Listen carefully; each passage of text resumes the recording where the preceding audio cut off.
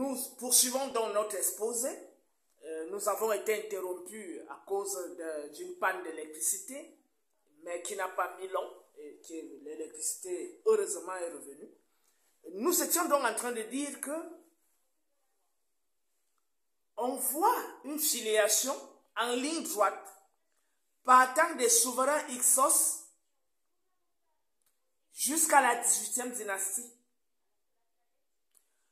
où nous avons montré déjà, dans notre exposé que nous avons entamé, il y a déjà un bon bout de temps, que pour pouvoir asseoir leur pouvoir sur des territoires conquis, il fallait, les pharaons de l'Égypte étaient obligés d'épouser les princesses des rois locaux. Et là, c'est ça qu'on appelle les alliances stratégiques. Ce qui a conduit au fait que Thoutmôsis III, le pharaon Thoutmôsis III, avait pour première épouse Yaret. Et tous les pharaons étaient obligés d'épouser d'abord, c'est-à-dire la première femme devait être une fille autochtone. Donc, son épouse s'appelait donc Yaret. La deuxième épouse, maintenant, que nous avons mentionnée dans la précédente vidéo, toujours sur le même exposé, nommée Moutemouya. Et chose curieuse, c'est cette Moutemouya qui sera plus tard la mère d'Amenhotep III. Vous voyez déjà comment la logique s'établit. La mère d'Amenhotep III n'étant pas d'origine égyptienne, parce qu'en réalité, qui est Moutemouya? Les égyptologues ont fait les recherches sur elle et ils ont constaté qu'elle n'était pas d'origine égyptienne. Ils disent, pour brouiller les pistes, ils disent qu'elle est de source, c'est-à-dire d'une origine inconnue. On ne sait pas de quelle origine elle est. C'est ce qu'on nous dit. Voilà. Étant donc d'origine inconnue, qu'est-ce que cela implique? Cela implique que il faut pister l'origine de Moutemouya. Et nos recherches nous ont conduit à quoi? Nos recherches nous ont conduit au fait que il y a eu un roi de cette époque, un roi du Mitanni nommé Atartama Ier. Donc, Moutemouya n'est rien d'autre que la fille d'Atartama Ier, le roi du Mitanni, qui l'a envoyé pour aller épouser Thoutmôsis IV afin d'établir les alliances stratégiques. Et quand on observe donc les épouses de Thoutmôsis IV, la première épouse c'est Yaret, qui ne pouvait être qu'une autochtone, c'est-à-dire une noire. Alors que la deuxième épouse, qu'on considérait généralement comme une concubine, était donc une femme étrangère, c'est-à-dire d'origine mitanienne.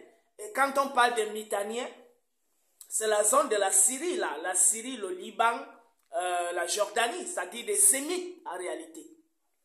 Donc une femme d'origine sémite. Ce qui montre que Amenhotep III, dont la mère était Moutemouya et le père Thoutmôsis IV, était un sang mêlé. Donc tout devient clair maintenant.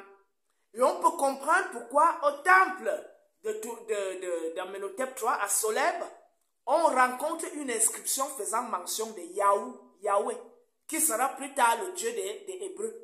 Et qui étaient les Hébreux? Les Hébreux étaient donc un sous-ensemble du groupe Hyksos qui ont envahi l'Égypte autour de moins 730, moins 750. Et les Hébreux, les Égyptiens autochtones les appelaient les Hapirou. Hapirou, c'est de ce Hapirou que le mot hébreu sort. Donc, Amenhotep III avait pour mère une sémite. Et on peut comprendre la complicité qui s'est donc tissée plus tard sous le règne d'Akhenaton, lorsqu'il a décidé de déporter le groupe de fanatiques qui le suivaient, la complicité qui s'est tissée entre lui et les sémites, parce que sa grand-mère paternelle était un sémite. Voilà. Et au-delà de ça, il y a un autre homme, un autre qui apparaît qu'on appelle Touya, qui avait pour épouse Yuya. Et que dit-on de Touya? On dit que c'était un notable. Et on a expliqué dans dans le début de notre exposé, on a expliqué que les envahisseurs, aussi longtemps qu'ils avaient duré au sein de la planète, notamment les Hyksos qui ont pris le pouvoir, avec le système de métissage qui a commencé à s'opérer à cette époque-là, il y a donc eu infiltration dans la cour royale au point où ces métis sont devenus des notables. Les métis issus de quoi? Du brassage entre le peuple égyptien autochtone et les envahisseurs sémites, c'est-à-dire les peuples de la Méditerranée, les Hyksos, qui regorgeaient en leur sein les Hapirous, qui vont devenir plus tard les Hébreux. Je suis en train de dire ceci, que les envahisseurs, lorsqu'ils se sont implantés, ils ont épousé nos filles, nos mamans, ils ont fait des enfants avec elles, et ces enfants-là, issus de ces relations, sont devenus des notables. Et on peut comprendre pourquoi plus tard, Touya est un notable. Touya fait partie des notables, bien qu'il soit d'origine étrangère. Et on dit donc qu'il y aurait eu une parenté entre Moutemouya et Touya. D'ailleurs, les noms se ressemblent. Donc, Moutemouya, Touya, Yuya. Bon. C'est vrai que c'est des noms. En réalité, il faut expliquer que ces étrangers-là, quand ils s'installaient, ils prenaient des noms égyptiens pour être crédibles. Et c'est la même chose qu'on va observer sur beaucoup de princesses, notamment Nefertiti, dont le père Haï, lui-même serait d'origine inconnue, a pris le nom égyptien. Nefertiti, ce n'était pas le nom, ce n'était pas son nom originel. Voilà. Donc, ce détail est important pour montrer que quand les étrangers venaient s'installer, ils prenaient des noms autochtones, des noms égyptiens. Donc, Moutemouya, Touya, Yuya. Tous ces gens-là sont de sources inconnues. Et quand on piste donc, on se rend compte que le roi du Mitanni, Atantama Ier, avait envoyé sa fille à Thutmosis IV pour qu'il la prie comme épouse. Elle est donc devenue la deuxième épouse qui ne peut être que Moutemouya. Parce que Yaret était une reine autochtone. Parce que tous les pharaons étaient obligés d'épouser. La première femme devait être autochtone. C'est d'ailleurs ce que Amenhotep III fait. Parce que Tiyi était une autochtone. Et qu'est-ce qui s'est passé par la suite? Toutes les femmes d'Amenhotep III étaient des femmes étrangères.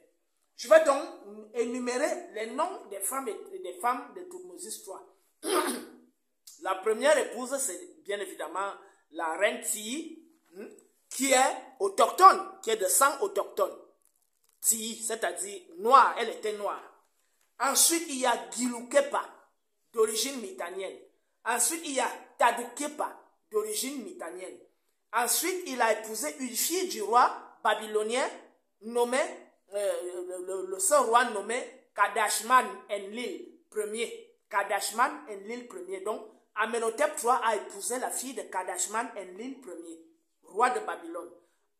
Ensuite, il a épousé une autre nommée, une autre fille du dirigeant babylonien Damia. Voilà. Ensuite, il a épousé la sœur d'un roi de Babylone, un roi babylonien nommé Tarhundaradu. Tarhundaradu. Il a eu une autre femme qu'on a appelée Iset. Voilà. Donc voilà ce qui montre que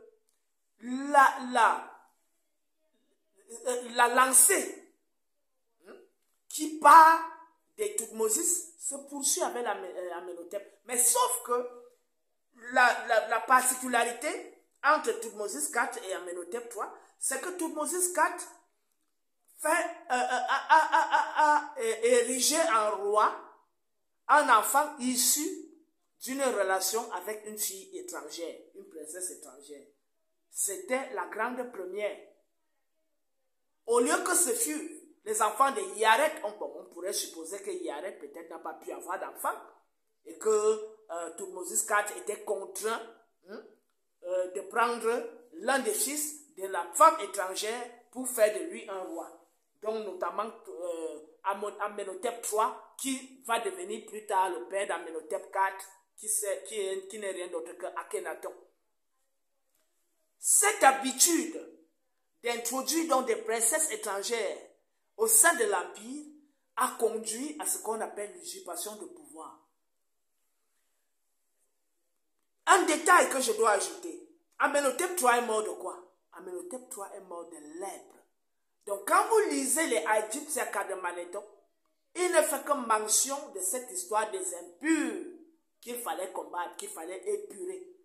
Donc, on peut considérer la notion d'impur ou de lépreux en deux sens. Soit des sangs mêlés, c'est-à-dire des enfants issus des relations entre les rois autochtones et les princesses étrangères, soit tout simplement parce que Amenhotep III était lépreux. Parce qu'en effet, quand on a découvert la momie d'Amenhotep III, on a constaté beaucoup d'anomalies. Et l'histoire de la lèpre remonte justement à l'époque d'Amenhotep III.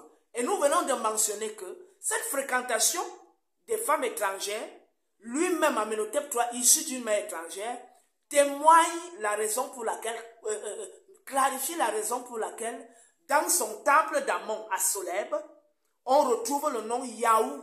Yahou qui est quoi? Qui est une divinité qui sera plus tard la divinité d'Israël, qui va devenir Yahweh. Yahweh. Voilà. La première apparition de Yahou, Yahweh, c'est au temple d'Amenhotep III à Soleb. Voilà. Et cela montre clairement la filiation entre Amenhotep III et le peuple sémite, dont il est issu par le biais de sa maman Moutemouya, fille de Atartama Ier, roi du Mitanni. Quand cela est clarifié, on peut donc comprendre pourquoi Akhenaton, ayant une mère d'origine étrangère, je vais dire une grand-mère d'origine étrangère, c'est-à-dire d'origine sémite, a éprouvé de la sympathie vis-à-vis des rescapés Hyksos qui sont restés au sein de l'Empire. Et pourquoi il les a associés à son culte d'Aton. Maintenant, l'épisode d'Akhenaton est très intéressant aussi. Nous allons d'abord montrer que cet Akhenaton est initié par qui? Par un prêtre nommé Haï. Et il s'agit de quel Haï? Il s'agit du deuxième Haï. Et nous avons déjà dit dans nos premiers développements que le Haï premier est né à Avaris, dans le siège où régnaient les Hyksos. C'est là-bas qu'il est né. Il est donc le 13e roi. Il est le 13e, le roi de la 13e dynastie. Le premier Haï est le roi, le souverain, le 14e souverain de la 13e dynastie.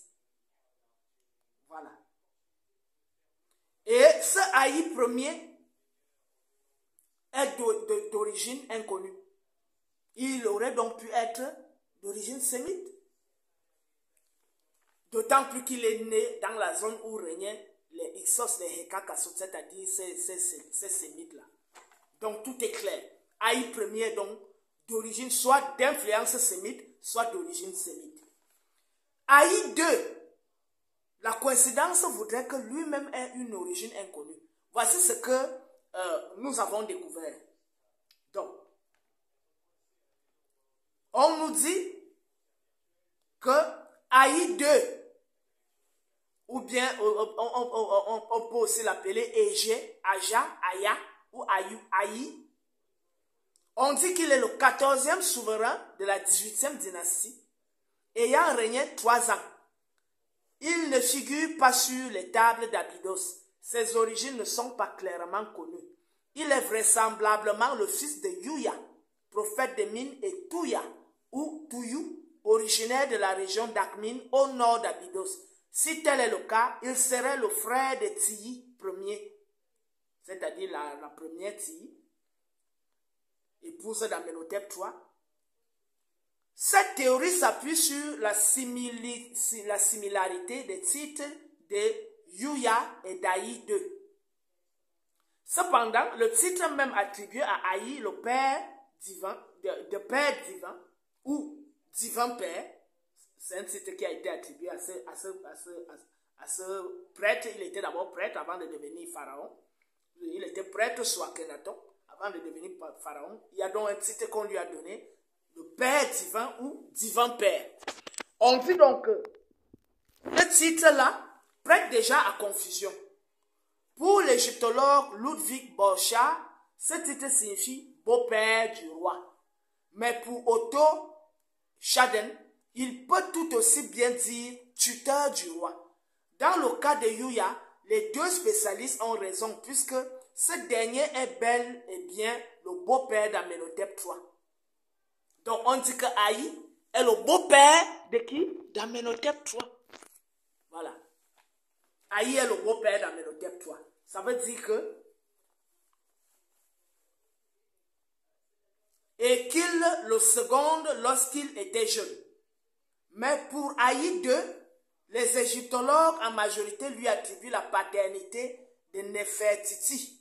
C'est-à-dire que Haï là, le divin père Haï, c'est lui le père de Nefertiti. Il serait donc le beau-père d'Amenhotep IV, c'est-à-dire d'Akhenaton. Donc quand on dit divin père, en réalité c'est parce qu'il est le beau-père d'Akhenaton. C'est-à-dire le père de Nefertiti. C'est pour cela qu'on l'appelle divin père. Toutefois, il convient de rester prudent car dans la tombe de Yuya et Tuya, il n'est à aucun moment fait allusion à Haï. Dans le même ordre de remarque, dans la tombe d'Haï, à Amana, il n'y a pas de trace de la reine Tiyi Ier.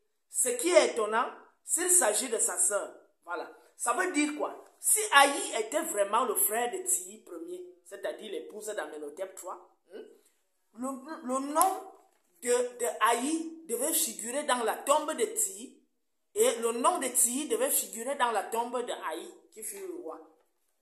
Mais on fait le constat qu'on ne découvre pas cela. Selon Otto Schaden, une stèle datant du règne d'Amenhotep IV, c'est-à-dire Akhenaton, indiquerait qu'Haï est le fils de Ruti. Maintenant, qui est Ruti? Ruti est d'origine inconnue. Donc, tous ces gens qui sont d'origine inconnue, dès que vous faites des recherches, on vous dit telle personne dans l'Égypte pharaonique est d'origine inconnue. Cela montre que soit c'est un étranger, soit c'est un usurpateur de pouvoir tout simplement. Soit c'est une personne qui sortait de la basse classe, donc la peuplade, où il y avait beaucoup de mélange, beaucoup de mixture. Donc, tout ceci nous conduit à établir le lien entre le Haï premier qui est d'origine inconnue et le Haï II qui est d'origine inconnue.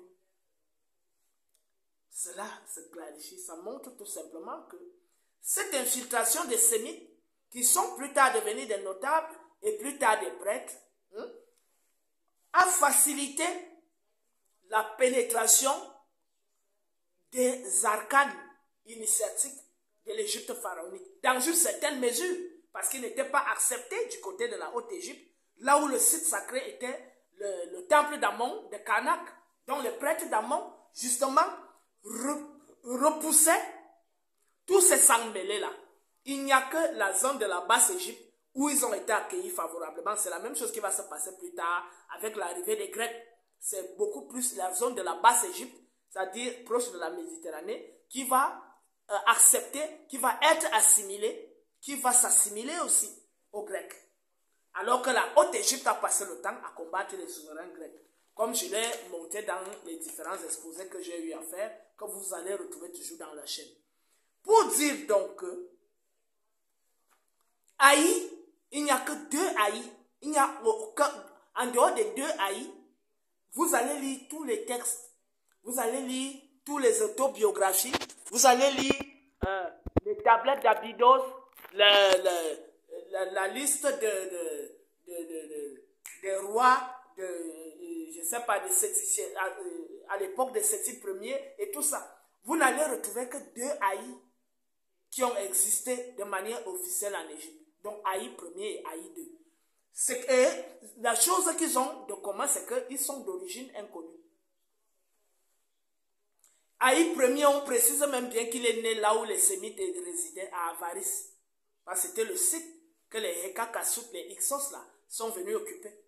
Haï II, on montre sa filiation et on nous fait comprendre que c'est lui le père de Nefertiti. Et or, on sait que le vrai nom de celle qu'on a qualifiée de Nefertiti, ce n'est pas Nefertiti. Elle a juste adopté plus tard un nom égyptien. Elle n'était donc pas d'origine égyptienne. Et en plus, son père, c'est Haï. Et on comprend la boucle qui se boucle. Akhenaton ayant une grand-mère d'origine sémite, Akhenaton épouse la sympathie vis-à-vis des Sémites. Il épouse encore une femme d'origine sémite dont le père est Haï, ou tout au moins d'origine inconnue, dont le père est Haï. Et lorsqu'on remonte la pente, on retrouve le même Haï, le Haï premier, qui est né où? Dans la zone où les Sémites résidaient à Avaris. Et par ailleurs, le Haï II, c'est qui? C'est le prêtre qui va initier Akhenaton au mystère. Voilà. Donc, la révolte d'Akhenaton devient claire maintenant à notre esprit. La grand-mère d'Akhenaton, Moutemouya, d'origine sémite, le divin père Haï, d'origine inconnue, qui serait le père de Nefertiti, la femme d'Akhenaton, la boucle se boucle. Et on peut donc comprendre pourquoi on a Akhenaton, les peuplades sémites restantes au sein de l'Empire ont donc suivi Akhenaton et les prêtres fanatiques qui étaient ses partisans. Et je peux aussi en déduire, sur la base des informations que nous avons, que ces prêtres eux-mêmes, hein, c'est des prêtres qui ont été assimilés à la logique de l'ordre des Sept, de l'ordre des Septièmes. Donc, l'histoire qui nous est racontée par Manéthon de Sélénitos et sur les monuments de Tel el-Hagar, où on a martelé les images de Seth, nous montre clairement que la notion d'impur implique deux choses. Un, que tout ce qui n'était pas de sang de source pure, c'est-à-dire n'était pas des autochtones, qui ont voulu entrer dans les mystères égyptiens, ils sont entrés avec des mœurs issues de leur mère étrangère. Et en entrant dans ces mystères avec ces mœurs perverses, c'est-à-dire les Nebduket, ces mœurs perverses, ils ont voulu s'accaparer les mystères. Par conséquent, ils ont été frappés par la malédiction de la lèpre. Donc l'histoire de la lèpre commence à attaquer qui? Amenhotep III, qui était un sang mêlé. Et cette malédiction s'est poursuivie sur Amenhotep IV et tous les enfants qui s'en sont suivis. Parce que tous avaient des problèmes sur le plan biomorphologique. Hein, et des problèmes de santé. On décrit même Toutankhamon comme on dit qu'il était boiteux ou quelque chose comme ça. Ils avaient des malformations. Donc, cette malédiction des Amenhotep, Amenophis, à partir d'Amenophis III, jusqu'à sa descendance, jusqu'à Toutankhamon, a montré la déviance qui est née du fait qu'on ait, Thutmose IV ait commis la grave erreur d'amener au trône un enfant issu d'un sang mêlé. C'est là le début du chaos. Et c'est là où nos mystères, une partie de nos mystères sont tombés entre les mains des Sémites. Et c'est ça donc qui a créé plus tard le judaïsme, la Kabbale et tout ce que vous connaissez aujourd'hui. Donc l'ordre des Septiens, voilà comment l'ordre des Septiens a évolué. Les Hyksos sont venus, ils ont pris la Basse-Égypte, ils ont réussi à inféoder les prêtres qui étaient là, à les associer, on leur a enseigné certaines choses. Cela s'est poursuivi à la 18e dynastie sous les Amenhotep III, Amenhotep IV et tous ceux qui ont succédé, avant l'arrivée, avant que Horemheb vienne renverser la tendance pour établir donc la pureté au sein de l'Empire. Voilà donc cet épisode d'Akhenaton qui était très important pour nous faire comprendre comment l'ordre des Septiens a pu évoluer au sein de l'Empire. Par la suite, lorsque les prêtres d'Amon ont repris le pouvoir, ils ont donc tout fait les Sétiens, hein, l'ordre des Sétiens, pour évacuer l'ordre des Sétiens du pouvoir royal, du pouvoir de Kama. Et qu'est-ce qui s'est passé par la suite? Lorsque Ramsès II vient plus tard, avec son fils Meremta, ils ont donc chassé ces restes des Sémites qui ont accompagné Akhenaton dans sa folie. Parce que avec l'arrivée de Horemheb, il y a d'abord eu une première vague de migration. Jusque-là, il y avait toujours des infiltrés là. Ramsès II est venu, il les a encore évacués. Et maintenant, Meremta, on comprend clairement maintenant ce qui est inscrit sur la stèle de Meremta, où il est dit, Israël est détruit, sa semence n'existe plus et autres. Tout simplement pour montrer que toute la semence, c'est-à-dire la progéniture des Hyksos, a été évacuée vers la Palestine. C'est comme ça donc qu'ils sont allés avec leur Yahou, hein, qu'on retrouve déjà figuré sur les inscriptions du temple d'Amenhotep III à Solène. Donc le Yahou là devient donc la paternité donc, hein, des Hekakas, des Hapirou qui vont devenir plus tard les Hébreux, ayant hérité des Hyksos et d'Akhenaton et tous ceux qui les ont suivis. Voilà donc la filiation de l'ordre des Sétiens partant des Hyksos, passant par Akhenaton. Voilà. Maintenant, qu'est-ce qui se passe par la suite? Il y a une deuxième vague d'invasion. L'invasion assyro-babylonienne a aussi beaucoup fait de mal à l'Égypte parce que les Assyro-Babyloniens sont allés jusqu'à saquer le site sacré qu'on appelait Waset Thèbes, où résidait le temple d'Amon de Karnak.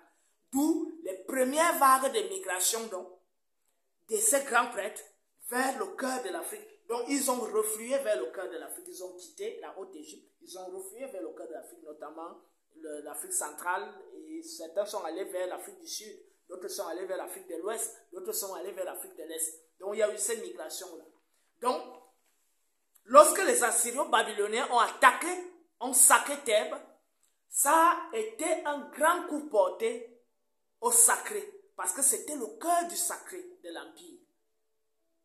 Ça a donc fragilisé suffisamment l'Empire sur le plan spirituel et sur le plan politique, parce que c'est la spiritualité qui soutenait la politique.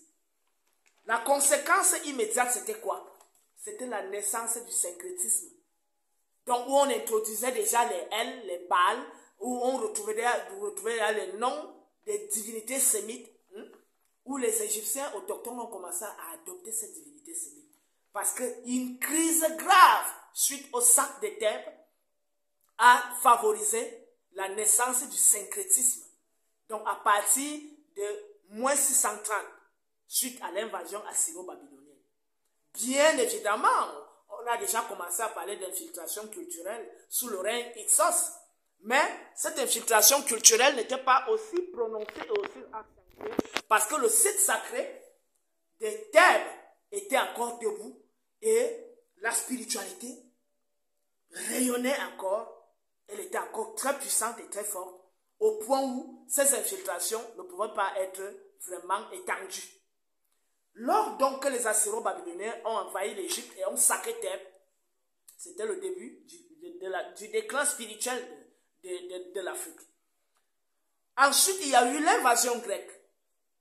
Avec l'invasion grecque, il y a un syncrétisme de plus en plus prononcé, notamment avec la figure de Ptolémée Soter, qui va donc revêtir la figure de Sérapis. Donc, toutes les images de Sérapis, qu'on vous montre un blanc avec beaucoup de barbe là, il s'agit du grec, du souverain grec, du roi grec, Ptolémée Soter. Voilà. Il est donc devenu une sorte de messie parce que Soter en grec, soteria, ça signifie sauver, le salut. Donc, Ptolémée le sauveur. Voilà. Donc, Sérapis, il est donc devenu Osiris. Osiris Apis. C'est lui la figure de Sérapis. C'est la figure là qu'on présente toujours. Ptolémée Soter. Et qu'est-ce que les Grecs font encore? les Grecs introduisent les figures grecques dans le zodiaque égyptien. Ça devient donc un zodiaque mêlé des figures grecques et tout ça. Voilà. Et avec des figures homosexuelles. Et les Grecs introduisent encore leur mœurs. C'est-à-dire quoi? À la zone de la Méditerranée en Basse-Égypte, qui a été très favorable à la pénétration étrangère, parce que depuis les Hyksos, étant donné que c'est un lieu qui donne accès directement à la mer et qui est donc en frontière avec les zones des peuples sémites, à la longue, cette zone est donc devenue un site favorable au métissage et tout ça. D'où plus tard la naissance d'Alexandrie, qui est une ville qu'on pourrait qualifier de, comment on peut appeler ça? Une ville monde, c'est-à-dire qui intègre toutes les cultures, toutes les races et tout ça. Voilà. Donc, voilà les conséquences de ces multiples, notamment de l'invasion grecque. Le calendrier est modifié, le zodiaque est modifié. C'est la même chose qui va se poursuivre sous l'invasion romaine. Parce que déjà l'empereur Jules César va appeler le savant grec Sosygène pour réformer le calendrier romain et l'adapter à la chronologie et au calendrier égyptien. Voilà donc la naissance du calendrier romain, qui est une copie du calendrier égyptien, mais où les noms changent et où les figures astrologiques changent. L'ordre des Septiens poursuit donc son œuvre d'assimilation, de falsification et d'appropriation culturelle. Cet ordre des Septiens va davantage se consolider sous l'Empire romain. Mais avec l'Église catholique, il va à un certain moment se tasser, c'est-à-dire entrer dans ce qu'on pourrait qualifier de maquis, en période de latence. Et cet ordre de Septiens se réveille à quelle période? À la période de la Renaissance et à la période des Lumières.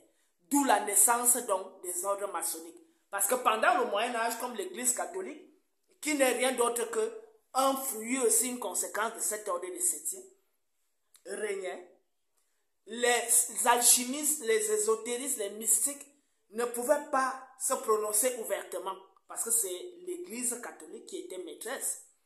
Et donc, cet ordre des Septiens a donc été caractérisé par ce qu'on a qualifié des alchimistes du Moyen-Âge.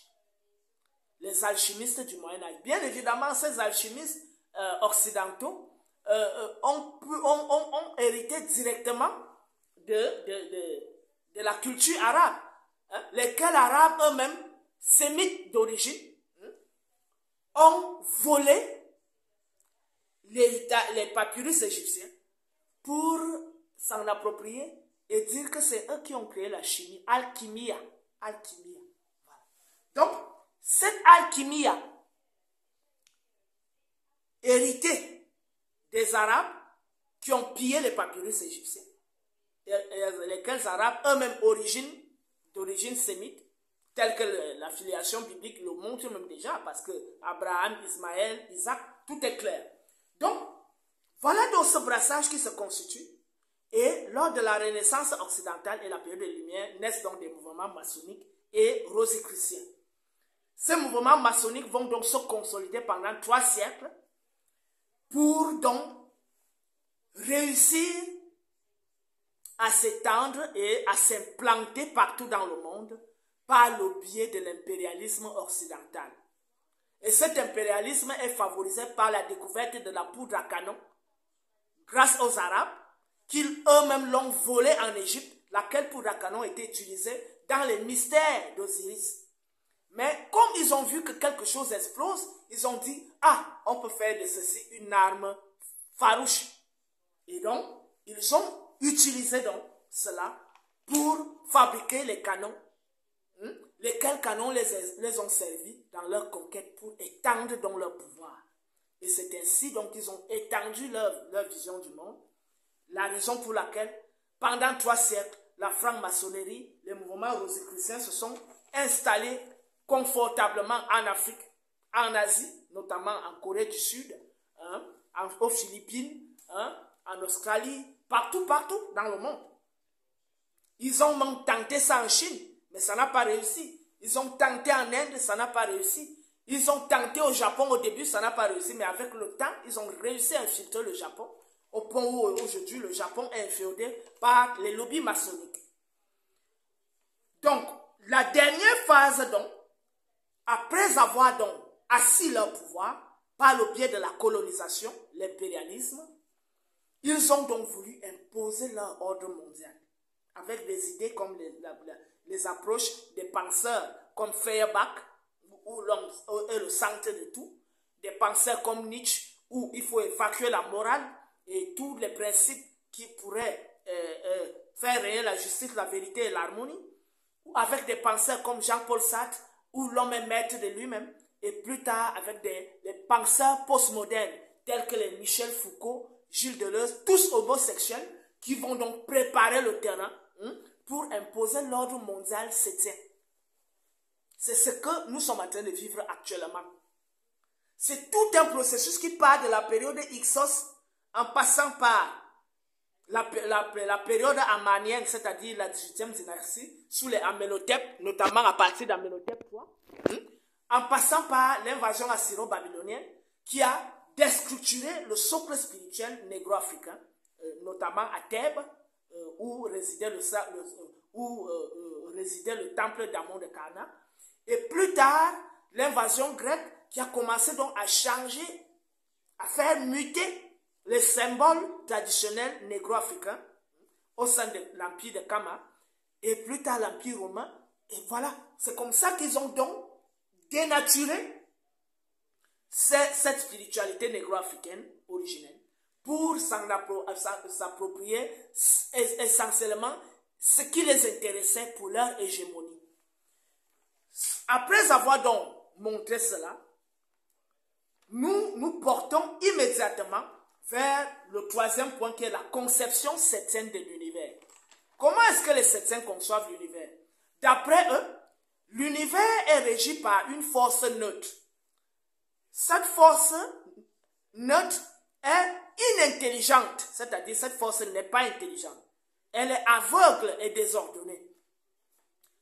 Cette force neutre se manifeste par des divinités qui se combattent et se succèdent jusqu'à l'avènement d'une divinité anthropomorphe et déviante. Quand vous lisez par exemple les mythologies grecques, vous allez voir que les divinités se tuent entre elles. Zeus vient détrôner son père Chronos. Voilà. Et Zeus lui-même a un tempérament septien. Je vais vous lire le tempérament de Zeus. Là, je m'inspire du dictionnaire des mythes. Voilà. Je vais donc aller directement là où on parle de Zeus. Voici ce qu'on dit de Zeus. Zeus succéda à son père et partagea l'univers avec ses frères. Poséidon reçut les océans, Hadès le monde souterrain, et Zeus se réserva la souveraineté sur les dieux et les hommes.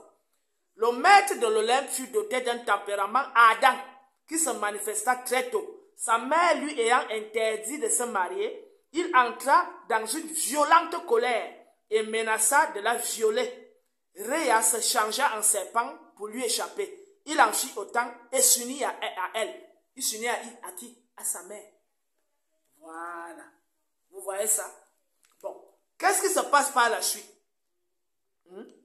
Ce fut le début d'une longue carrière amoureuse au cours de laquelle il se rendit coupable de nombreux viols.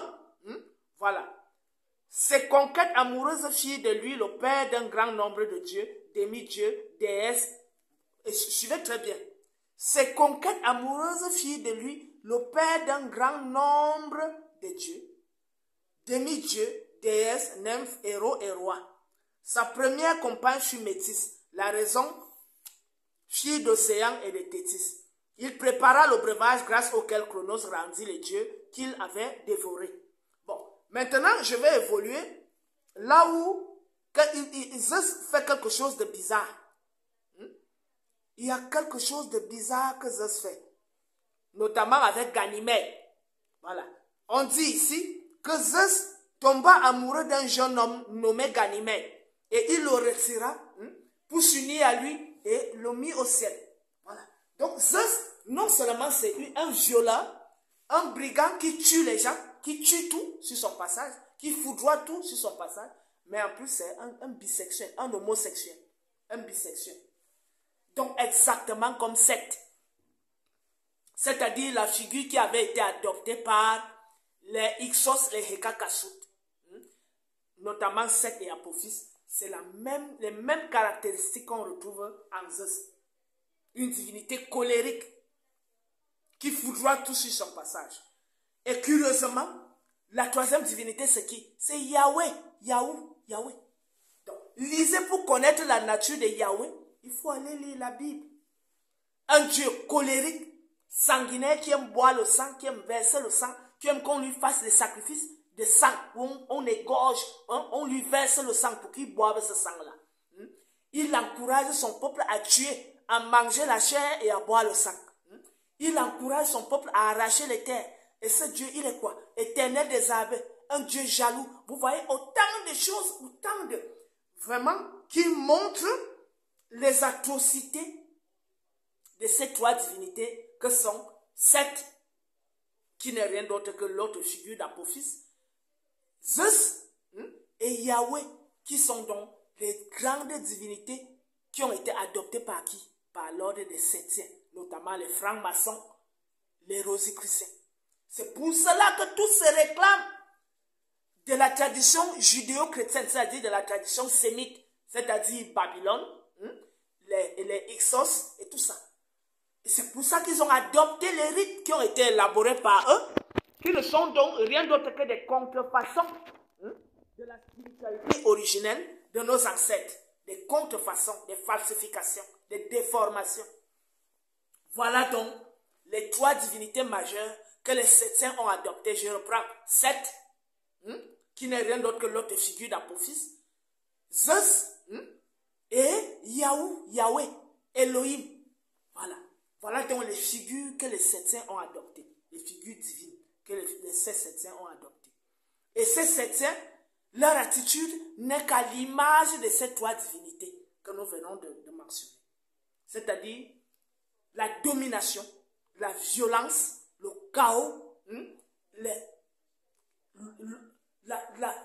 sais pas, on a défini ça comme un cochon, c'est-à-dire qui mange même la merde. On dit que dans la franc-maçonnerie, les francs-maçons, ils mangent les excréments. Voilà. Pour pouvoir se lever, il faut qu'on les humilie.